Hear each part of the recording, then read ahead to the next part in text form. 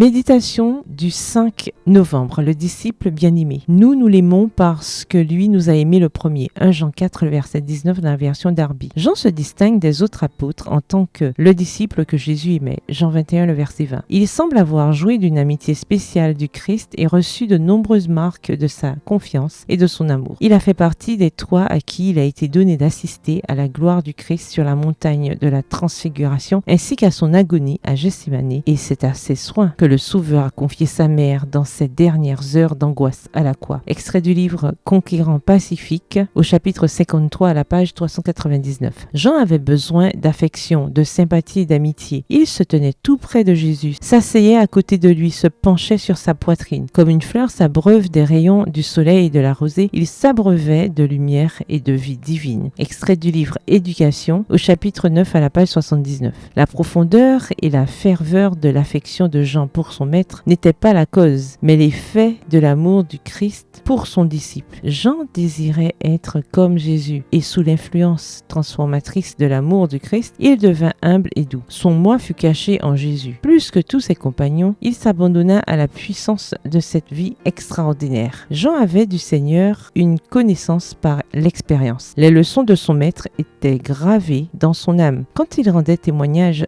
de la grâce salvatrice, son langage simple était éloquent de l'amour qui émanait de tout son être. C'était l'amour profond de Jean pour le Christ qui le poussa à toujours désirer être à ses côtés. Le Sauveur aimait les 12, mais Jean avait l'esprit le plus réceptif. Il était le plus jeune et avait ouvert son cœur à Jésus avec la confiance d'un enfant. Il eut donc une plus grande intimité avec le Christ et par lui, le Sauveur communiqua au monde son enseignement le plus spirituel. Jean put parler de l'amour du Père comme nul autre disciple ne put le faire. Il révéla à ses semblables ce qu'il ressentait dans son propre cœur, manifestant en son caractère les attributs de Dieu. De sa personne émanait en rayon christique la beauté de la sainteté qu'il avait transformée. Dans l'adoration et l'amour, il contempla le Sauveur jusqu'à ce que son unique désir ne fût plus que de lui ressembler et de communier avec lui. Son caractère reflétait celui de son maître. Extrait du livre Conquérant Pacifique au chapitre 53 à la page 403. Bonne soirée et que l'Éternel vous bénisse.